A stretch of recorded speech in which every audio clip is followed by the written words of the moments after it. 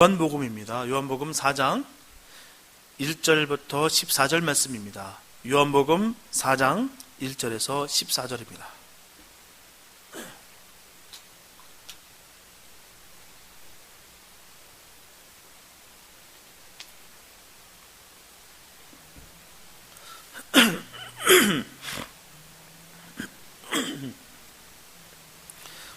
요한복음 4장 1절에서 14절 말씀, 주님의 귀한 말씀 봉독해 올려드립니다. 예수의 제자를 삼고 세례를 주는 것이 요한보다 많다 하는 이 말을 바리새인들이 들은 줄을 주께서 아신지라. 예수께서 친히 세례를 주신 것이 아니요 제자들이 준 것이라.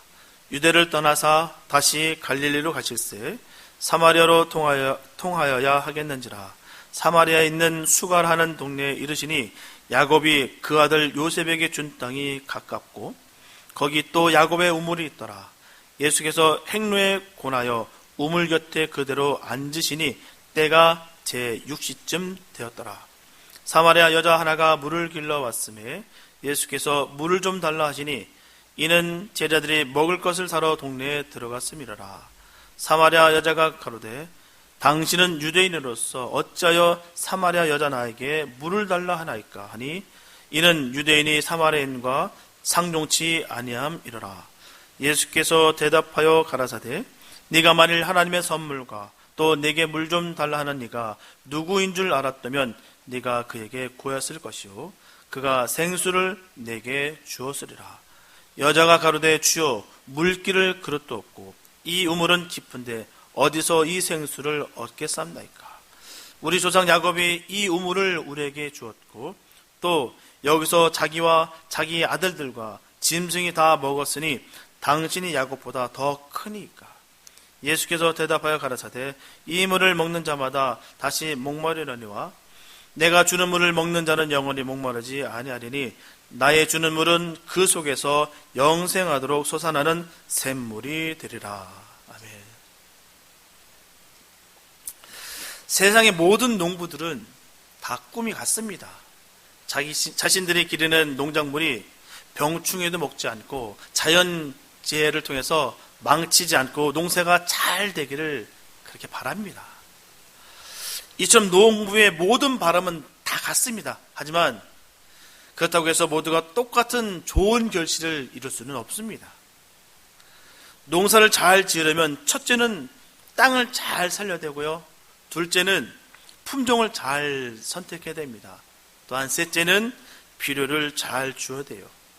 그런데 많은 사람들이 땅에 관심을 두기보다는 품종 선택에 관심을 갖는다는 것입니다. 대부분 작년에 어떤 품종이 대박 났다라는 것 때문에 너도 나도 할 것 없이 그 작물들을 기릅니다. 그러다 보니 온통 그 한 품종만 물리게 되다 보니까 그 품종이 값어치가 떨어졌다는 것이에요. 그런 일들이 너무나도 비일비재합니다. 온통 그 작물들밖에 없어요. 뿐만 아니라 어떤 영양제를 사용해서 효과를 보았다고 하면 그 제품을 모두 다 구입한다고 합니다. 하지만 땅에 관한 관심은 의외로 적다는 것이에요. 단순하게 작년에 농사가 잘 되었으니까 아마도 금년에도 잘 되겠지 하는 생각을 갖는 사람들이 너무나도 많다는 것이에요. 사실 땅은 우리의 생각대로 되지 않는 경우가 참으로 많습니다.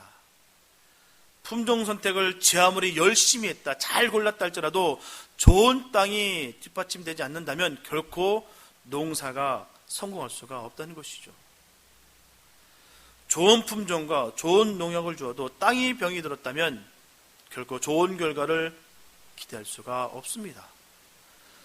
그래서 땅을 좋게 하기 위해서는 비료가 중요해요. 여러 비료들을 땅에 잘 섞어서 좋은 토양으로 영양분을 공급해야 됩니다. 그러기 위해서는 먼저 묵은 땅을 갈아엎는 것부터 시작되는 것이에요. 이렇게 수고스러워도 땅을 갈아엎지 않고서는 농사를 할 수가 없습니다. 이처럼 농사의 시작은 땅을 갈아엎는 것으로부터 시작되는 것이에요. 영적인 부분도 마찬가지입니다. 좋은 결실을 맺기 위해서는 우리가 갈아엎어줘야 되는 것이에요. 예레미야서 4장 3절 말씀 보게 되면 나 여호와가 유다와 예루살렘 사람에게 이같이 이르노라. 너희 묵은 땅을 갈고 가시덤불 속에 파종하지 말라고 분명히 말씀하고 있어요. 여기서 묵은 땅은 하나님을 떠나 있는 옛 마음, 옛 성품을 가리키는 것이에요. 그것은 인간의 육성을 의미하는 것입니다. 인간의 육성을 방치해 두면 거기서는 잡초와 같은 것이 무성하게 자라게 되었다는 것입니다. 바로 로마서 1장 29절에서 31절에 나오는 모든 행태의 그 불의한 모습들, 추악함, 탐욕, 시기, 살인, 분쟁, 악독, 비방, 교만, 우매함, 무자비 등등 불의한 모든 것들이 그것을 말하는 것이에요. 이런 심령은 황폐한 사막과 같이 잡초와 가시덤불로 가득 차 있어서 생명의 씨앗이 자랄 수가 없습니다. 좋은 결실을 위해서는 먼저 이 황폐한 땅을 갈아 엎어야 되는 것이에요. 그리고 모든 잡초를 제거해야 될 줄 믿습니다. 그런 연후에 씨를 뿌려야 햇빛과 비가 유익하게 되는 것이에요. 갈아엎는 자기 변혁의 고통은 인간이 감당해야 되는 것입니다. 오늘 보면은 야곱의 우물가에서 삶에 지친 한 사마리아 여인에게 주님께서 영생을 선물하실 것을 제안한 내용이에요. 오늘 우리도 어쩌면 죄악세상의 옛 우물가에서 삶의 의미와 그리고 희망에 대해서 끝없이 목말라 하고 있는지도 모릅니다. 지금도 주님께서는 내게 주는 물을 마시라고 우리에게 요청하고 계십니다. 우리 모두는 주님의 요청을 받아들이는 마음으로 본문을 살펴보겠습니다. 첫째, 복음은 마음이 열려야 들어갑니다. 드라이커스라는 유명한 정신과에서는 어린아이들의 잘못된 행동을 4가지로 분류하고 있습니다. 그 첫 번째가 관심 끌기이며 그 밖에 힘 행사하기, 안가품하기, 무능함 보이기라고 4가지로 분류해놨습니다. 그런데 이런 잘못된 행동들은 위기가 있다는 것이에요. 그래서 관심을 끌려는 것이 실패하면 자신을 아무도 막지 못한다는 식으로 힘을 행사하게 되고, 그것도 안 되면 자신이 상처받는 것처럼 다른 사람에게도 상처를 줄 수 있다는 보복 심리 및 행동을 합니다. 그래도 자신의 의도가 받아들여지지 않거나 해결되지 않는다면 극도로 좌절하여서 자신의 무능함을 보이는 포기에 이르게 된다는 것이에요. 이게 바로 어린아이들의 4가지 잘못된 모습들을 단계별로 정의했습니다. 하지만 처음 관심 끌기 행동은 반드시 잘못된 행동만은 아닙니다. 처음에는 어린아이들이 좋은 방법으로 주의를 끌려고 한다는 것이에요. 그러나 잘한 행동에 대한 칭찬을 놓치거나 무관심하게 되면 어린이는 바로 잘못된 행동으로 주의를 끌려고 합니다. 어떻게든 주의를 끌려고 한다는 것이에요. 왜냐하면 어린이는 자신이 관심을 얻을 때만이 소속될 수 있다고 믿기 때문에 무시되기보다는 잘못된 행동이라 할지라도 관심을 얻어내어 소속되려고 한다는 것입니다. 그런데 이러한 심리적 반응은 오로지 어린이 아이들만의 반응이 아니라는 것이에요. 어른들에게도 그대로 반영이 된다는 것입니다. 요즘 세상의 사람들은 많이 관심을 받기 원해요. 점점 그렇게 세상이 변하고 있습니다. 그래서 시체 말로, 세상 말로 이런 사람들을 관종이라고 얘기합니다. 관심 받기 위해서 목숨을 건 사람들 말이에요. 그래서 수많은 유튜버들이 구독과 좋아요를 그렇게 원하는 것입니다. 구독자 수가 늘면 늘수록 명예와 부가 따라오기 때문입니다. 옛날과 많이 달라졌어요. 옛날에는 별로 그런 것에 대해서 실상 우리가 못 느꼈던 부분이었는데 요즘 젊은이들은 그거에 열광합니다. 그래서 너나 할 것이 다 유튜버가 되고 싶어요. 그래서 관심을 끌기 원합니다. 그래서 어떻게든 구독자 수를 넓히기 위해서 정말 수단과 방법을 가리지 아니하고 그렇게 수많은 모습들을 보인다는 사실입니다. 하물며 극단적으로 선을 넘지 말아야 될 부분까지도 넘는 경우가 얼마나 많은지 몰라요. 왜냐고요? 단 한 가지입니다. 주목받기 위해서 그렇다는 것이에요. 분명한 사실은 교회에서는 이런 일들이 없게 되시길 바랍니다. 오직 교회는 오직 예수만이 드러나야 되는 것이에요. 오직 예수만이 높여져야 될 줄로 믿습니다. 주님만이 아시면 되는 것이에요. 우리가 주님의 일을 사역할 때 보면은 아무도 몰라도 괜찮습니다. 우리 주님만은 아십니다. 그럼 되는 것이에요. 그게 바로 복받는 길이고 그게 바로 상급이 얻어지는 복된 모습일 줄 믿습니다. 이걸 놓치면 문제가 반드시 발생하게 됐다는 것이에요. 다른 것이 아닙니다. 이 부분 때문에 모두 다 걸려서 넘어지는 거예요. 날 왜 몰라줄까? 날 왜 몰라줄까? 왜요? 주님이 하시는데요. 그럼 다 된 것이죠. 오늘 본문에서 바리새인들의 반응을 보게 되면 잘못된 관심을 통해서 문제가 발생했다는 것을 우리가 알 수가 있습니다. 본문 1절 말씀 보게 되면 예수의 제자를 삼고 세례를 주는 것이 요한보다 많다 하는 말을 바리새인들이 들은 줄을 주께서 아신지라 라고 말씀하고 있어요. 이 말씀은 예수님의 제자들이 늘어나고 있다는 그 소문에 바리새인들이 적개심을 품게 되었다라는 말입니다. 모든 관심들이 자기한테만 있었는데 이 관심들이 점점 뺏기고 있다는 사실에 자기들은 분개했다는 것이에요. 그들은 세례 요한의 제자가 늘어가고 있다는 것에 크게 적개심을 품고 있었는데 예수님의 제자까지 나타나서 늘어나고 있다는 소식을 들었을 때 도저히 참을 수가 없다라는 것입니다. 이 모든 것들, 모든 주목이 다 나에 차지했었는데 이게 분산되고 있고 나의 기득권과 나의 세력이, 나의 힘이 점점 빠지고 있다라는 것이죠. 이 일에 대해서 당시 종교 지도자들에게는 몹시 불쾌한 일이었습니다. 결국 이 일로 인해서 주님께서는 그들과 충돌을 막기 위해서 갈릴리로 자리를 옮기신 것이에요. 그래도 제사장 자손인 세례 요한의 질책이라든지 국민적 인기 등은 그나마 그래도 받아들일 수 있었으나 나사렛 출신인 바로 이 예수님의 인기를 바리새인들은 도저히 참을 수가 없다는 것입니다. 그나마 그래도 보고 볼만한데 저 가문은 그래도 세례 요한 가문은 그래도 제사장 가문이라 그래도 좀 봐줄 만한데 아니 하찮은 저 나사렛 그 청년 하나가 와서 저렇게 설치고 있으니 못 보겠다라는 것이죠. 하찮은 존재라 여겼다는 것입니다. 나사렛이란 그곳이 그들에게 있어서 인식은 천하고 낮은 곳이었어요. 습하고 저주가 있는 곳이 바로 나사렛이었습니다. 오죽하면 나다나엘도 전합니다. 나사렛에서 무슨 선한 것이 날 수가 있느냐. 다시 말씀드리면 나사렛에서 무슨 훌륭한 인물이 나올 수가 있겠느냐라고 하는 것이에요. 이 말은요, 이 시대 유대인들에게 있어서 보편적 가치였습니다. 모든 유대인들이 그렇게 생각했어요. 나사렛은 그런 곳이다. 천한 곳이다. 가난한 곳이다. 천박하다. 우리와 함께 할 수 있는 곳이 아니다. 라고 여겼던 곳이 바로 나사렛이었어요. 그렇기 때문에 바리새인들은 자기들의 관심이 다른 데로 뺏기는 것도 도저히 참을 수 없는데 그 와중에 나사렛 그 청년에게 이런 것을 당한다니 모멸감을 느낀다는 것입니다. 분명하게 그들의 질투가 두려운 것은 아니었으나 예수님께서는 그들과의 충돌을 피하셨어요. 아직 예수님께서는 이루어야 될 그 사역이 남아 있었기 때문입니다. 본문에서 유대를 떠나사라는 것이에요. 여기서 우리는 예수님의 관심이 유대인들에게서 이제는 사마리아인에게로 바뀌고 있음을 우리가 알 수가 있습니다. 사실 유대는 이스라엘 종교의 중심지입니다. 그곳엔 거룩한 도성 바로 예루살렘이 있고 성전이 있습니다. 그곳이 중심지예요. 내가 큰 뜻을 품고 엄청난 일을 하기 위해서는 바로 거기를 공략하는 것이 맞습니다. 중심이기 때문이에요.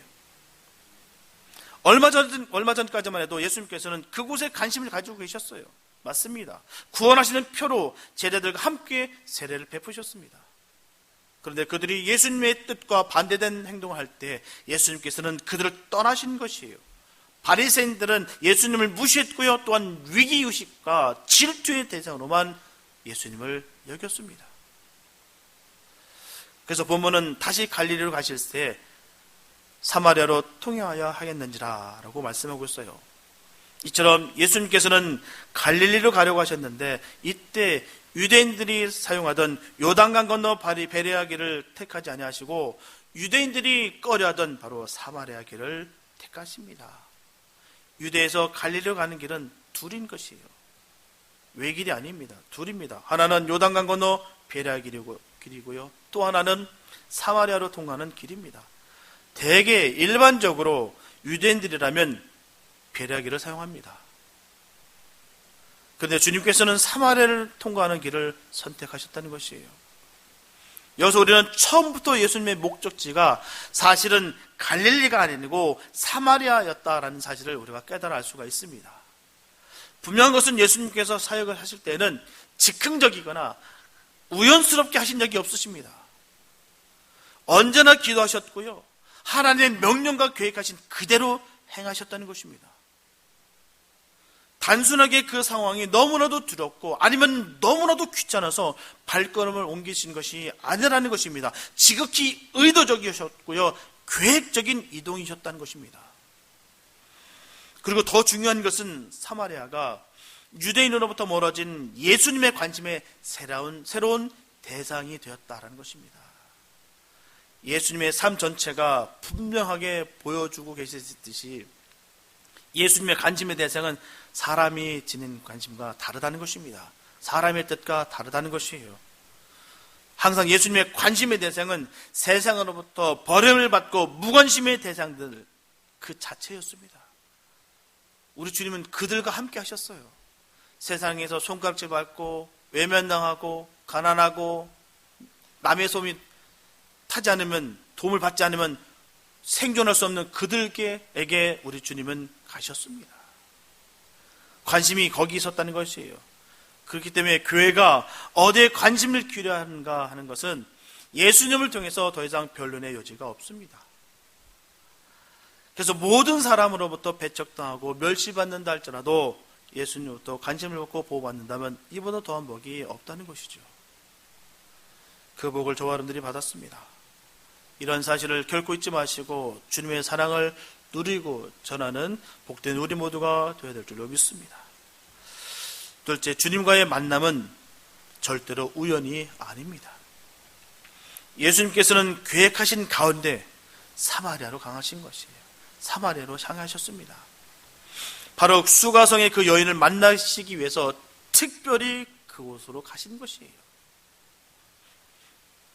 그 이유가 명확한 것은 그 여인을 만나실 계획이 없으셨다면 굳이 사마리아로 가실 이유가 없습니다. 힘들게 노력하면서 그 길로 갈 이유가 전혀 없으시다는 것이에요. 유대 사람이라면 절대로 사마리아 길로 가지 않습니다. 너무나 경멸하던 사람들이 살던 곳이기 때문에 결코 가지 않습니다. 사마리아인은 BC 772년 아수르에 의해서 북이스라엘이 완전히 패망한 후에 팔레스타인 지역에 이주해온 이방인들과 유대인들 사이에서 태어난 혼혈인들이에요. 요즘 같으면 문제가 될 수가 없으나 유대인들에게 있어서는 매우 큰 문제로 여겨졌던 것이에요. 유대인들은 그들의 이방인의 피가 섞였다는 것과 예루살렘에서 와서 예배드리지 아니하고 그리심산에서 예배를 드린다는 이유 때문에 그들을 멸시했습니다. 상종하지 않았다는 것이에요. 그래서 유대인들은 여행을 할 때 부득불 사마리아 지역을 통과될 때라도 그 지역을 지나가지 않습니다. 아무리 시간이 오래 소요가 된다 할지라도 그 길을 다른 지역으로 돌려서 더 멀리 돌린다 할지라도 그 길을 선택한다는 것입니다. 왜냐고요? 그들을 멸시하기 때문에, 나와는 다르기 때문에, 나와 함께하는 게 창피하기 때문에, 부끄럽기 때문에, 그래서 피하는 것이에요. 오늘날에도 교회 안에서 외형을 보고서 사람을 멸시하거나 천대하는 경우가 종종 있다는 것입니다.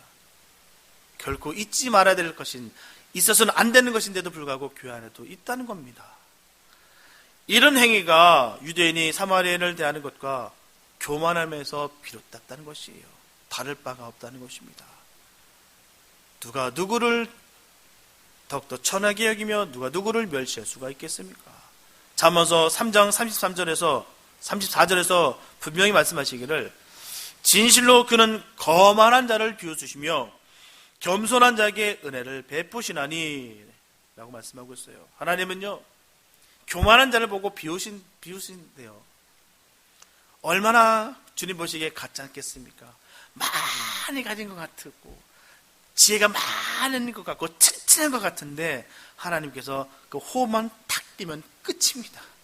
그런 존재인 것을 전혀 모르고 세상을 다 얻은 것처럼 자기가 1등인 것처럼 세상 사람들을 다른 주변의 모든 사람을 다 무시하고 멸시해도 된다는 나는 그런 특별한 존재라고 여기는 것, 주님 보시기에 비웃음거리였다라는 사실입니다. 반면에 겸손한 자를 주님은 품으셔 안으셨다라고 분명히 말씀하고 있어요. 교만은 패망의 선봉이 되나 겸손한 자는 하나님의 은혜를 받습니다. 그게 중요한 거예요. 하나님께 은혜를 받는 것이 중요합니다. 절대로 겉모습 가지고 판단하면 안 돼요. 오히려 바리새인일수록 겉으로는 더욱더 번지르르 합니다. 반면에 자기 신분이 낮다고 해서 또한 자기 형편이 조금 어려움에 처했다 변했다 하더라도 자기 방어적인 편입점을 가져서도 안 됩니다. 결국 이 또한 이 모습도 선한 것이 아니에요. 그 가운데서도 교만이 있는 것이에요.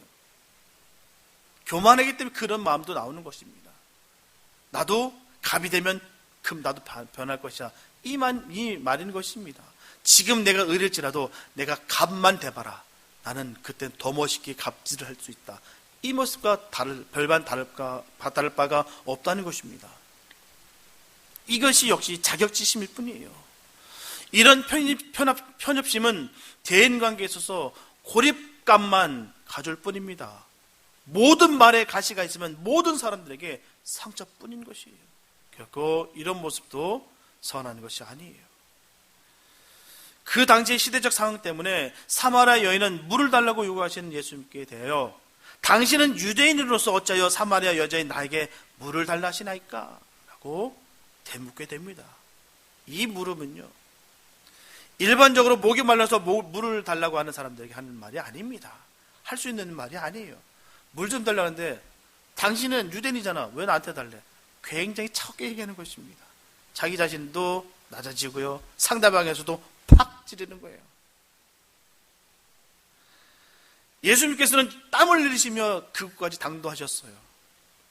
그래서 피곤하신 몸으로 우물 곁에 앉으셨습니다.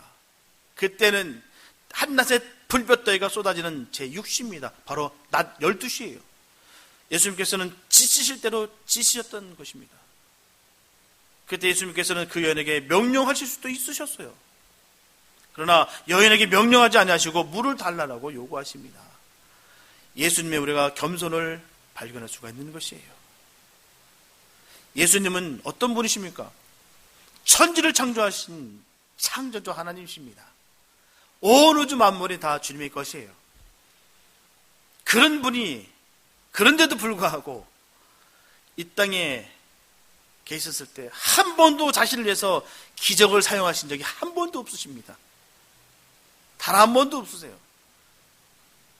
철저하게 예수님께서 인간 본성의 연약함에 복종하셨습니다. 피곤하면 피곤하신 대로, 배고프면 배고픈 대로, 추우면 추운 대로 그 모든 것을 다 주님께서 연약한 몸을 복종하셨다는 것이에요. 이 좀 극히 피곤한 상황에 있다 할지라도 한낱 이방인에 불과한 이 여인에게까지 친절하게 대하시는 모습을 예수님의 모습을 우리가 발견할 수가 있습니다. 이게 바로 예수님의 겸손이에요. 가진 것이 많은데도 불구하고 겸손할 수 있는 것이 진정한 겸손입니다. 내가 어쩔 수 없이 할 수 없이 무릎 꿇는 것과 내가 하지 않아도 불구하고 내가 무릎을 꿇을 수 있는 것은 다른 것입니다. 허리를 굽힐 수 있는 것은 다른 것이에요. 이게 바로 예수님의 겸손입니다. 주님께서는 영적으로 전혀 무지하였던 그 여인을 외면하시고 버리지 아니하시고 겸손하고 친절하게 말씀하시기를 내가 만일 하나님의 선물과 또 내게 물 좀 달라 하는 이가 누구인 줄 알았다면 내가 그에게 구하였을 것이요 그가 생수를 내게 주었으리라 이렇게 말씀하십니다. 비록 여인은 예수님을 한 유대인으로서 초라하고 피곤해 지친 여행자로서 여겼지만 예수님께서는 더 중요한 것을 그녀가 알기를 바랬다는 것입니다.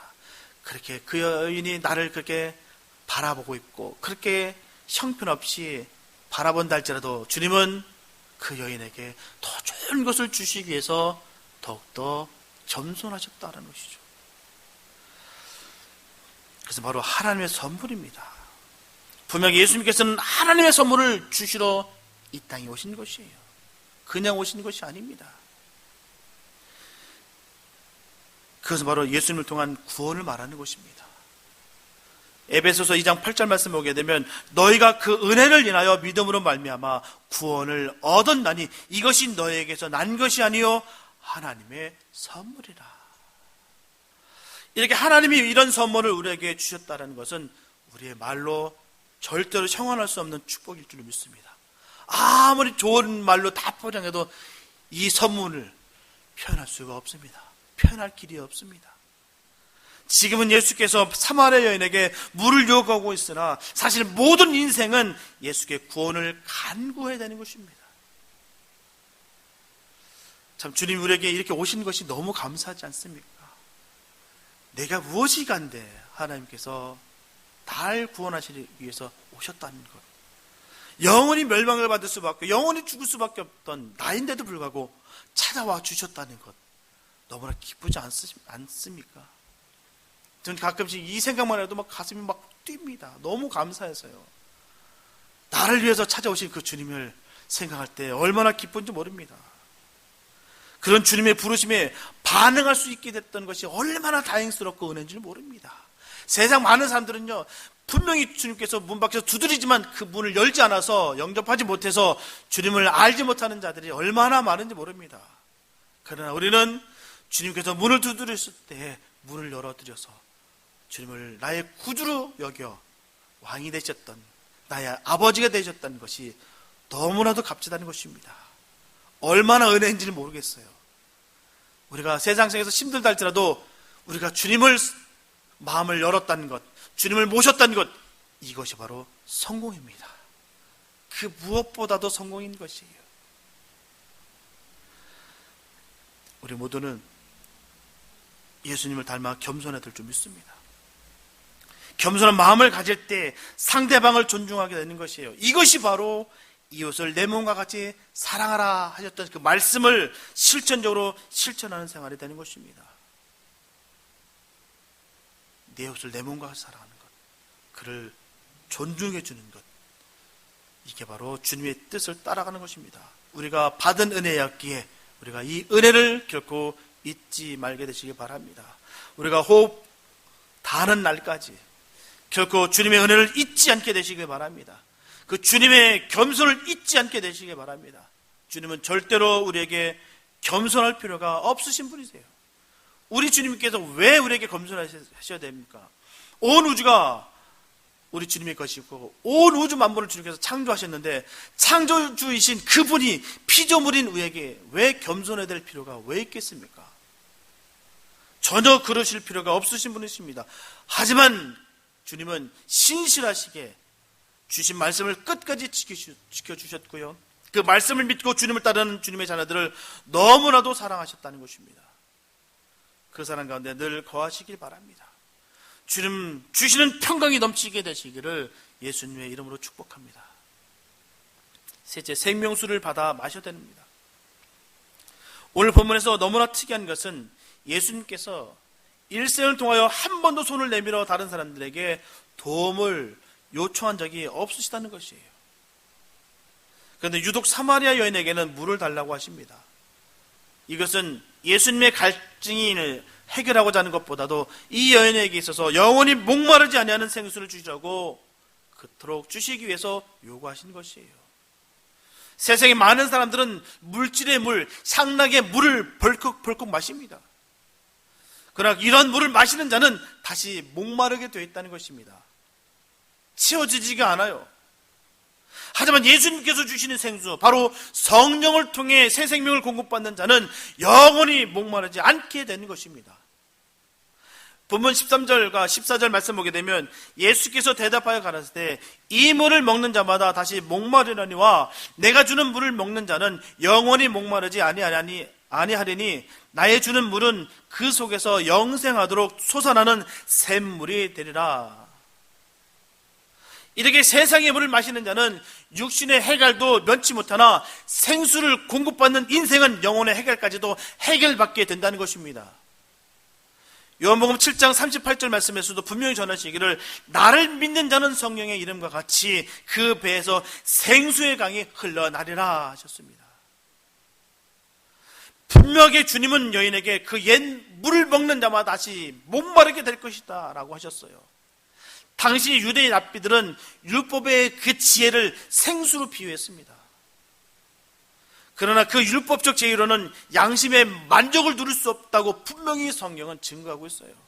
구원도 못할 뿐만 아니라 늘 양심 속에 묶여가지고 고통과 그 굴레에 빠질 수밖에 없다라고 분명히 전하고 있습니다. 세상 행복은 바닷물과 같습니다. 그래서 자꾸 마시면 마실수록 갈증은 더합니다. 오직 우리의 삶의 참된 음료는 바로 오직 예수입니다. 오직 예수님만이 우리의 참된 음료가 되는 것이에요. 예수로 꽉 채우시면 우리에게 부족함이 없는 것입니다. 늘 우리가 부족하기 때문에 죄를 짓고, 부족하기 때문에 우리가 늘 시기하고, 늘 부족하기 때문에 늘 원망하고, 늘 부족하기 때문에 우리가 넘어지는 겁니다. 우리가 만족함을 느낀다면 안 넘어집니다. 그 만족감은 오직 예수입니다. 예수만이 우리에게 만족감을 주신다는 것이에요. 이게 바로 생수의 강인 것입니다. 그래서 주님을 영접한 사람들은 진리와 생명의 성령님께로부터 끝없이 사랑을 공급받는 삶을 살 것이라는 말씀이에요. 그러면 우리의 사랑을 샘물처럼 우리도 이웃에게 나눠줘야 될 줄 믿습니다. 주께서 사마리 여인에게 사랑을 나눠주신 것처럼 우리도 그래야 되는 것이에요. 그런데 여인은 영생이 선물에 된 주님의 무조건적인 이 제안에 우선 수단부터 생각하고 있다는 것이죠. 그래서 전하는 말씀이 바로 이 깊은 우물을 판 옛 조상 야곱의 지혜를 자랑하고 있습니다. 왜냐하면 이 지역에서는 주님께서 말씀하신 그 생수가 쏟아나는 그 우물을 좀처럼 만나기 쉽지가 않습니다. 땅과 기후가 그렇지가 않아요. 그와 같은 저장용 우물도 파기가 힘듭니다. 그래서 야곱 같은 지혜로운 사람도 겨우 찾았는데 당신은 어디서 솟아나는 생수를 구해준다는 것이냐라는 질문입니다. 그래서 당신이 야곱보다 더 크니까? 라는 이 질문은 예수님께서 조상 야곱보다 더 지혜나 덕에 있어서 더 좋은 것을 줄 수 있는 존재인가 하는 의문이 담겨있는 질문이에요. 대놓고 면전에 대놓고 무안을 주고 있는 것입니다. 당신이 야곱보다 나?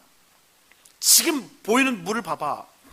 지금 조상 대대로 밀려오면서 지금 이 우물이야. 이런 우물은 야곱이 준 거야. 근데 당신이 이거보다 더 좋은 것을 줄 수 있다라고? 지금 물도 못 퍼서 먹으면서 나한테 달라는 당신이 나한테 과연? 젊은 예수? 그 눈에서 봤을 때는 그냥 단순히 젊은 예수, 심없는 청년, 유대인으로서밖에 볼 수가 없었다는 것입니다.